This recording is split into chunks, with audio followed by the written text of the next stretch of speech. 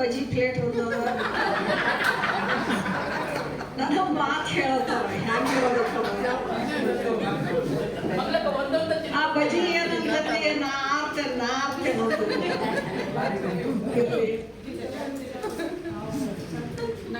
ಬಹಳ ದಿವಸ ಸರಿ ಸುಮಾರು 3.5 ತಿಂಗಳ ಮುಂದೆ ನಾನು ನಿಮ್ಮ ಎದುರಿಗೆ ಬಂದಿದ್ದೀನಿ. ಯಾಕಂದ್ರೆ ಮೊದಲು ನನಗೊಂದು 2 ದಿವಸ ಆರಾಮಾಗಲಿಲ್ಲ, ನಾ ಅಡ್ಮಿಟ್ ಆಗಿದ್ದೀನಿ ಅಂತ ನಮ್ಮ ಮನೆಯವ್ರಿಗೆ ಆರಾಮ ಉಳಿಲಿಲ್ಲ. ನನಗೆ ಹಿಂಗಾಗಿತ್ತಲ್ಲ, ನಮ್ಮ ಮನೆಯವ್ರನ್ನ ಉಳಿಸ್ಕೊಳ್ಳೋದು ಮೊದಲು ನಮಗೆ ಕರ್ತವ್ಯ ಆಗಿತ್ತು. ಅವ್ರನ್ನ ಉಳಿಸ್ಕೊಳ್ಳೋದನ್ನ ಮುಂದೆ ನಾ ಹೆಜ್ಜೆ ಇಡೋದಪ್ಪ ಅನ್ನೋಂಗಾಗಿತ್ತು. ಈಗ ಅವರಿಗೆ ಆರಾಮಾಗ್ಯದ. ಇವತ್ತು ಅವ್ರು ಮತ್ತೆ ಬೆಂಗಳೂರಿಗೆ ತೋರಿಸ್ಕೊಳಕ್ಕೆ ಹೋಗಿದ್ದಾರೆ. ನಾನು ಅದಕ್ಕೆ ಹೇಮಾಗಿ ಹೇಳಿದ್ದೆ, ನಾ ಬರ್ತೇನಮ್ಮ ನನ್ನ ಕಾರ್ಯಕ್ರಮಕ್ಕೆ. ಇವತ್ತಿನ ಸುಂದರವಾದ ಈ ಸಂಜೆಯ ಕಾರ್ಯಕ್ರಮದ ವೇದಿಕೆ ಮೇಲೆ ಆಸೀನರಾದ ಅವರಿವರೆನ್ನದೆ ಸಮಸ್ತರಿಗೂ ವಂದಿಸುತ್ತ, ಇಲ್ಲಿ ಎದುರಿಗೆ ಕುಳಿದಂಥ ಎಲ್ಲ ಸಾಹಿತಿಗಳಿಗೆ, ಅಕ್ಕ ತಂಗಿಯರಿಗೆ, ಅಣ್ಣ ತಮ್ಮಂದಿರಿಗೆ, ಗಾಯಕರಿಗೆ, ಜಾನಪದ ಕಲಾವಿದರಿಗೆ, ಡಾಕ್ಟರೇಟ್ ಅನ್ನೋ ಇದನ್ನು ನೋಡ್ರಿ, ಈ ಸಾಲ 2-3 ಮಂದಿ ಡಾಕ್ಟರೇಟ್ಗಳು ಅದಾವ. ಎಲ್ಲ ಡಾಕ್ಟರೇಟ್ಗಳನ್ನು ಪಡೆದಂಥವರಿಗೆ ನನ್ನ ಆತ್ಮೀಯ ವಂದನೆಗಳನ್ನು ಸಲ್ಲಿಸ್ತಾ ಎಳೆ ಮಾತುಗಳನ್ನು ಹೇಳಿ ಬಯಸ್ತೀನಿ. ನನಗೆ ಶ್ರೀರಂಜನಿ ಅವರು ಬೆಂಗಳೂರಿನಲ್ಲಿ ಪರಿಚಯ ಆದರು. ನಮ್ಮ ಕಮಿಟಿ ಸದಸ್ಯರವರ, ಬೆಂಗಳೂರು ಕಮಿಟಿ ಸದಸ್ಯರು. ಅವರು ಬರ್ತೀನಿ ಅಂದಾಗ ನನಗೊಂದು ಡುಗ್ಡುಕಿ, ಭಾಳ ದೂರನವ್ರು ಕರೆಸಿದ್ರೆ ಬಹಳಷ್ಟು ನಾನು ರೊಕ್ಕ ಕೊಡ್ಬೇಕಾಗ್ತದೆ ದೊಡ್ಡ ದೊಡ್ಡ ಸಾಹಿತಿಗಳು. ಯಾಕಂದ್ರೆ ಅದು ನೋಡ ಅನುಭವ ಇದ್ದದ್ದು. ಸಮ್ಮೇಳನದಾಗೋ ಹೇಗೋ ಏನೋ ಕೊಟ್ಟು ನಾವು ಪಾರಾಗ್ತೇವೆ. ಈ ಸಣ್ಣ ಸಣ್ಣ ಕಾರ್ಯಕ್ರಮ ಹೆಂಗೆ ಮಾಡೋದು? ಅದಕ್ಕೆ ಮೊದಲೇ ಮಾತನ್ನ ಶ್ರೀರಂಜನೆ ಕೇಳಿದ್ನಿ, ಮೆಣಸಿನ್ಕಾಯಿ ಕೇಳ್ರಿ, ಅವ್ರದ್ದು ಏನು ಅಪೇಕ್ಷೆ ಆಯ್ತು ಕೇಳ್ರಿ. ಮೊದಲು ನಮ್ಮ ಪುರಾಣದಾಗ ಕರಿಯೋನು ಅವ್ರನ್ನ.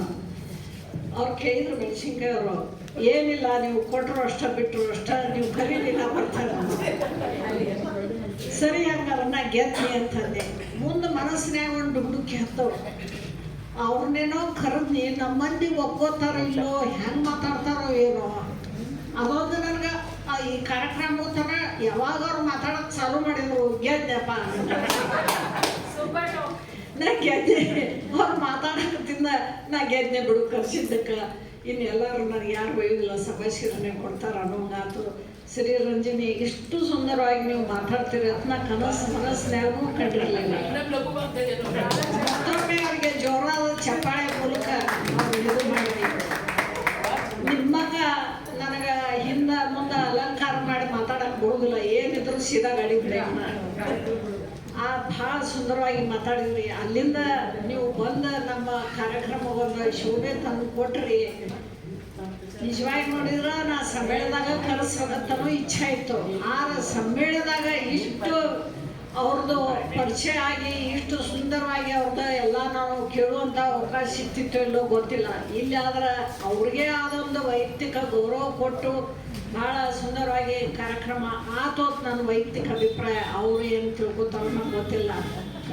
ಇನ್ನು ಹೇಮಕ್ಕವ್ರ ಸಲಾಗಿ ಅಂತೂ ಏನು ಹೇಳೋದು ಬೇಡ. ನಮ್ಮ ಎರು ಪಾಟೀಲ ಅಣ್ಣವ್ರದ್ದು ಬದುಕಬಾರ್ದು ತೋರಿ ತಂದೆ ಪಾಪ ಸಾಕಷ್ಟು ಅವರೆಲ್ಲ ಓಡಾಡಿದಾರ. ಈಗ ಕಟ್ಟಡ ಕಟ್ಟು ಮುಂದಾಗಲಿ ಇದಾಗಲಿ ಅವ್ರು ಯಾಕೋ ಹಿಂದೆ ಮುಂದೆ ಮಾಡಕತ್ತಾರ. ಬಿಟ್ಟು ಬಿಡ್ರಿ ಹಂಗಾರ ಅವ್ರು ಹಿಂದೆ ಮುಂದೆ ಈಗಲ್ಲ ಆಗಲ್ಲ ಅಂದ್ರೆ ನಮ್ಮ ಹೇಮಾಕರ್ ತೊಗೊಂಡ್ಬಿಡ್ರಿ ಅಂತ ಹೇಳಿ ಹೇಮಾನ್ ಮಾಡ್ರಿ. ಯಾಕಂದ್ರೆ ಹೇಮಾನ್ ಸಭಾ ಒಂದು ನೋಡ್ರಿ, ನನಗೆ ಭಾಳ ಅದನ್ನು ಯಾಕೆ ಆಕೆನ ಅಪ್ರಿಸಿಯೇಟ್ ಮಾಡ್ಬೇಕಂತಂದ್ರೆ, ಯಾವಾಗರೆ ಏನಾರ ಸಮಸ್ಯೆ ಇದ್ದಾಗ ಹೇಮ ಇದು ಬರೋಲ್ತ ಇದ್ರ ಸಲಾಗಿ ಒಂದು ಸ್ವಲ್ಪ ಹೇಳಲ್ಲ ಅಂದ್ರೆ ಆಯಿತು, 1-2 ದಿವಸನಾಗ ಓದ್ಕೊಂಡು ನಿಮ್ಗೆ ಅದನ್ನು ಹೇಳ್ತೀನಿ, ಅದನ್ನೆಲ್ಲ ಡಿಟೇಲ್ ಲಗೇಜ್ ಹಾಕಿನ ಒಂದು ಆರ್ಟಿಕಲಲ್ಲಿ ನಾನು ಕೊಟ್ಲನ್ನ ಓದ್ರಿಂದ ಎಲ್ಲ ಬರ್ದಿದ್ದು ನೋಡ್ರಿ. ಸ್ವಾಗತ ಮಾಡ್ತೀರಿ ಹೇಮ, ಹೂನರಿ. ಪರಿಚಯ ಮಾಡ್ತೀರಿ, ಹೂನರಿ. ಉಪನ್ಯಾಸ, ಹೂನರಿ. ಇವತ್ತು ಯಾರೂ ಇಲ್ಲವ, ವಂದನಾರ್ಪಣೆ ಮಾಡ್ತೀಯ ಹೇಮ, ಎಸ್. ಈ ಸಭಾ ನನಗೆ ಭಾಳಷ್ಟು ಮನಸ್ಸಿಗೆ ಬಂತು. ಕೆಲವೊಬ್ಬರು ಉಪನ್ಯಾಸ ಬಿಟ್ಟು ಬೇರೆ ಎದಕ್ಕೂ ಒಪ್ಕೊಳ್ಳೋದಿಲ್ಲ. ಆದರೆ ಹೇಮಾನ್ ಅಂತಲೇ ಆ ಗರ್ವ ಒಟ್ಟ ಇಲ್ಲೇ ಇಲ್ಲ. ಎಲ್ಲದಕ್ಕೂ ಸೈ ಹಾಲೆಲ್ಲ ಹಾಕ್ರಿ, ನೀರಾಗ ಹಾಕ್ರಿ, ಒಟ್ಟ ನನಗೆ ಕರೀರಿ ಅಂತ. ಆ ಕರೆದಿದ್ದಕ್ಕೆ ಅವ್ರು ಬರ್ತಾರೆ. ಅದನ್ನು ಹೇಳಿ ಹೇಮ ಈಗ ನಿನ್ನ ಉಪನ್ಯಾಸ ಇಡಿಸ್ತೀವ ಮೊನ್ನೆ ಒಬ್ಬರು ಉಪನ್ಯಾಸ ಇಡಿಸಿದ್ದೀವಿ ಸಾಹಿತಿಗಳದ್ದು. ಅವಾಗ ಅವರು ತಮ್ಮ ದೋಸ್ತರು ಎಲ್ಲ ಸರ್ಕಲ್ ಎಲ್ಲ ಬಂದಿರ್ತಾರೆ, ನಮ್ಮ ದೊಡ್ಡ ದೊಡ್ಡ ಸಾಹಿತಿಗಳು ಬೆಳಗಾವಿ ಜಿಲ್ಲೆಯ. ಅದಕ್ಕೆ ನೋಡುವ ಮತ್ತು ನಾವು ಹೆಣ್ಮಕ್ಳದ್ದು ಇಟ್ಟಾಗ ಅವ್ರು ಬರೋದಿಲ್ಲ. ನಾ ಅನ್ಕೊಂಡಾಗ ಅವ್ರು ಯಾರೂ ಬಂದೇ ಇಲ್ಲ. ಅದಕ್ಕೆ ನೀ ನೋಡು ಎಲ್ಲರನ್ನೂ ಕರ್ಕೊಂಬ, ಎಲ್ಲರಿಗೂ ಫೋನ್ ಹಚ್ಚು ತನ್ನಿ, ನಿನ್ನ ಪ್ರತಿ ಫೌಂಡೇಶನ್ ಜನಕ್ಕೂ ಕರ್ಕೊಂಬಾನಿ. ಅವರೂ ಬಂದರು, ಎಲ್ಲ ಮಹಿಳಾ ಸಾಹಿತಿಗಳು ಬಂದ್ರಿ. ನಂದ ಗೌರವ ಉಳಿಸಿದ್ರು ಇವತ್ತು ಎಲ್ಲರೂ ಬಂದು. ಭಾಳ ಖುಷಿ ಆಯ್ತು. ಅದರ ಅರ್ಥ ನಮ್ಮ ಗಂಡ್ಮಕ್ಳು ಸಾಹಿತಿಗಳು ಬಂದಿಲ್ಲ ಅನ್ಬೇಡ್ರಿ, ತಾವೆಲ್ಲರೂ ಬಂದಿರಿ, ಸುಂದರವಾಗಿ ಕಾರ್ಯಕ್ರಮದಾಗ ಭಾಗವಹಿಸಿದ್ರಿ. ನಮ್ಮ ಯಥಾ ಪ್ರಕಾರ ತಾಲೂಕು ಅಧ್ಯಕ್ಷರಾದ ಬಡಗೇರ್ ಸರ, ಹಂಜಿ ಸರ ಯಾವತ್ತೂ ಬರ್ತಿರ್ತಾರ, ಅವರು ಕೂಡ ಬಂದರು.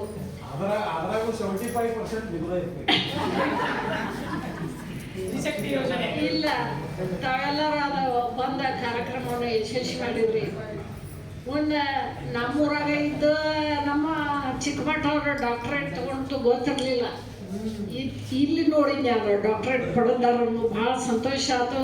ನಮ್ಮ ಊರಿಗೆ ಮತ್ತೊಂದು ಗರಿ ಬಂದಂಗೆ ಆಯ್ತು.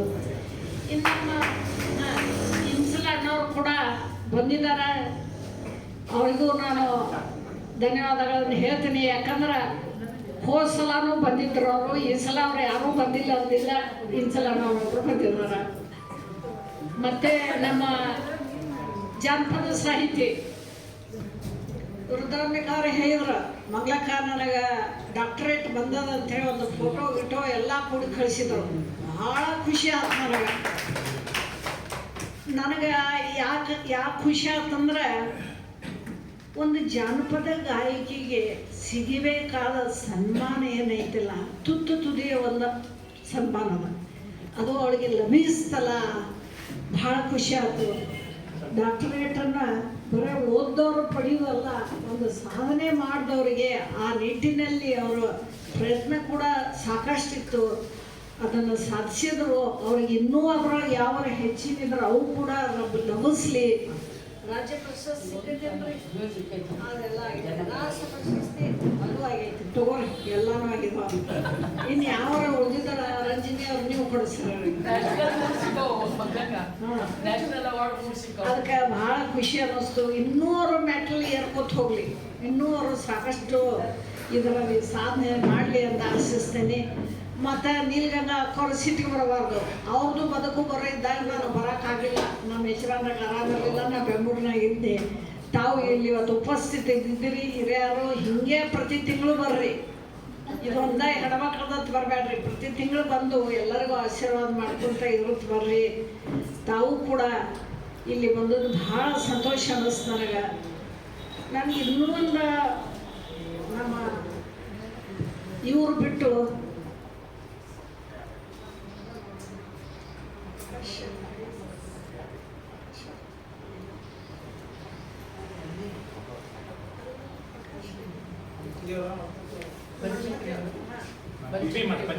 ಬಿ ಮಠಪತಿ ಅವ್ರೊಬ್ಬರ ಕರಿಕೂದ್ಲಿ ಅವ್ರು ಕಾಣಕತ್ತಾರ. ನಾನು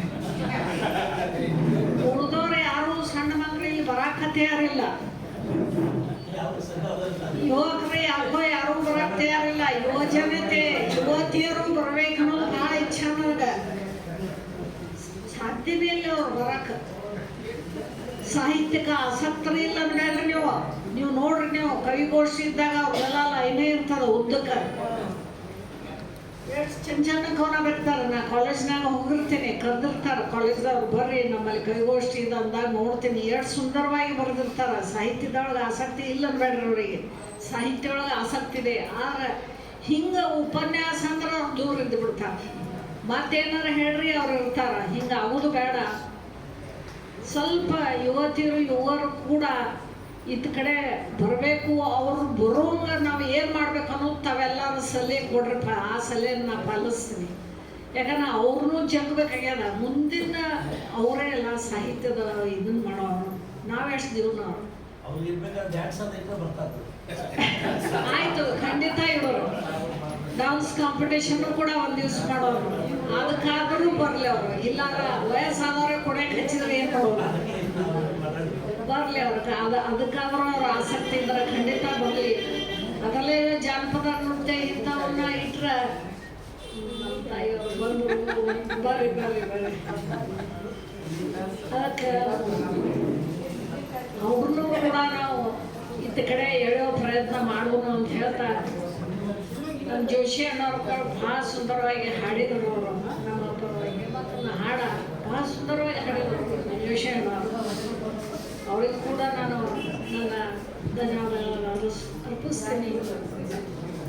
ಮತ್ತೆ ಮತ್ತೆ ಎಲ್ಲರೂ ಬೆರೆಯೋಣ ಸುಂದರವಾಗಿ. ಮುಂದಿನ ಸಲ ನೋಡ್ರಿ, ಇನ್ನು ಸಲ ನಮ್ಮದು ಇದೇ ಉಪನ್ಯಾಸಕರು ಕೂಡ ತುಂಬ ಸುಂದರವಾಗಿ ಮಾತನಾಡೋರಿದ್ದಾರೆ. ತಾವು ಯಾರೂ ತಪ್ಪಿಸ್ಬೇಡ್ರಿ, ಬರ್ರಿ. ನಾನು ನಮ್ಮ ಮನೆಯವರಿಗೆ ಆರಾಮಿದ್ರೆ ಮಾತ್ರ ಬರ್ತೇನೋ, ಇಲ್ಲಾರ ನಮ್ಮ ತಪ್ಪು ತಿಳ್ಕೊಬೇಡ್ರಿ. ನಾನು ಸಾಧ್ಯದಷ್ಟು ಬರೋ ಪ್ರಯತ್ನ ಮಾಡ್ತೇನೆ. ನಮ್ಮ ಅಲಾಸಿ ಅವ್ರು ನೋಡ್ರಿ, ದೂರಿಂದ ಅಥನಿಂದ ಬಾಗಿಲಿಂದ ಬರ್ತಾವ ಶಿರವಾರದಿಂದ.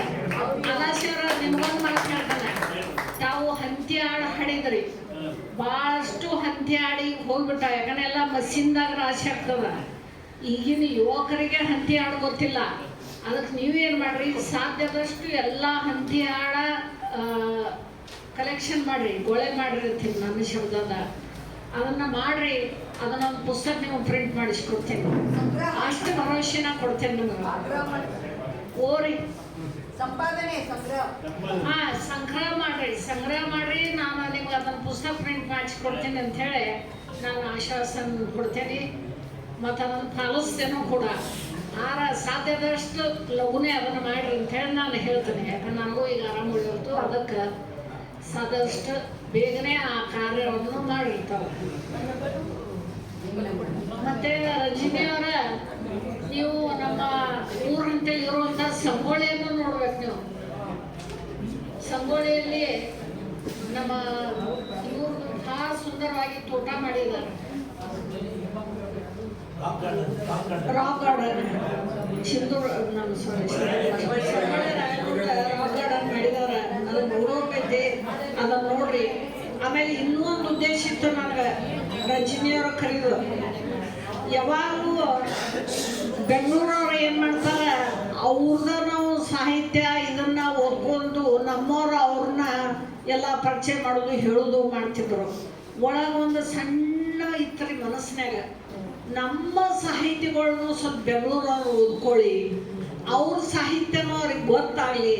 ಉತ್ತರ ಕನ್ನಡಕ್ಕೂ ಶ್ರೇಷ್ಠ ಸಾಹಿತಿಗಳು ಅದಾರ, ಕಲಾವಿದರು ಅದಾರ, ಇದೆಲ್ಲ ಅವ್ರಿಗೆ ಪರಿಚಯ ಆಗಲಿ ಅನ್ನೋದು ಒಂದು ಒಳಗೊಂದು ತುಡಿತಿತ್ತು.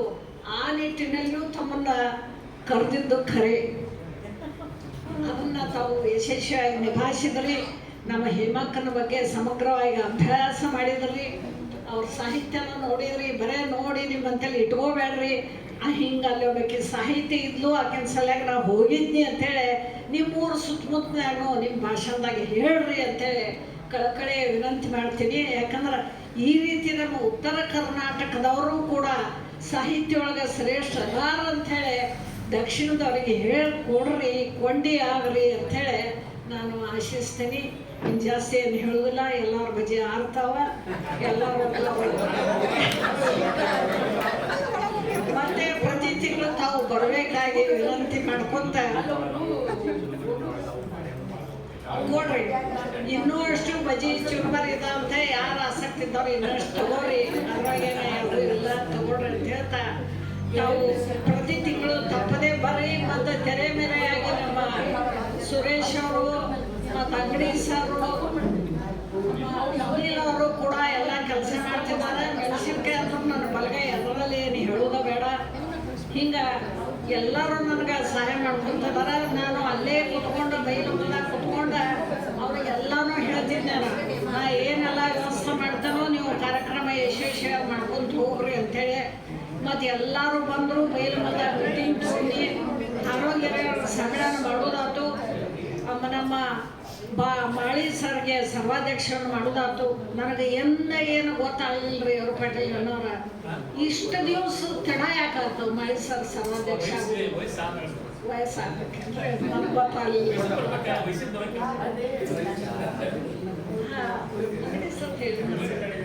ಅಂಗಡಿ ಸರ್ ಕೂಡ ನಂದು ಎಲ್ಲ ಕೆಲಸ ಮಾಡ್ತಾರೆ. ಬರೀ ಕನ್ನಡ ಸಾಹಿತ್ಯ ಪರಿಷತ್ತದ ಅಷ್ಟೇ ಅಲ್ಲ, ನನ್ನ ವೈದ್ಯಕರು ಕೆಲಸ ಅವ್ರು ಮಾಡ್ತಾರೆ. ಅವರಿಗೂ ಕೂಡ ನಾನು ಮರಳಿ ಬಯಸ್ತೀನಿ. ಅವರು ಕೂಡ ತಮ್ಮ ಒಂದು ಉಳಿದ ಏನು ರಿಟೈರ್ಡ್ ಆಗ್ಯಾರ ಆ ಆಯುಷ್ಯವನ್ನು ಶ್ರೇಷ್ಠವಾದ ಸಾಹಿತ್ಯ ರಚನೆಯಲ್ಲಿ ಸಾಹಿತ್ಯದಲ್ಲಿ ತೊಡಗಿಸಿಕೊಂಡು ಮೇಲಕ್ಕೆ ಏರ್ಕೋತಾ ಹೋಗಲಿ ಅಂತೇಳಿ ಆಶಿಸುತ್ತಾ ಎಲ್ಲರಿಗೂ ಮತ್ತೊಮ್ಮೆ ಬಂದಿದ್ದಕ್ಕೆ ಧನ್ಯವಾದ ಹೇಳ್ಕೊತಾ ನಾನು 2 ಮಾತುಗಳನ್ನು ಮುಗಿಸ್ತೇನೆ. ಧನ್ಯವಾದ.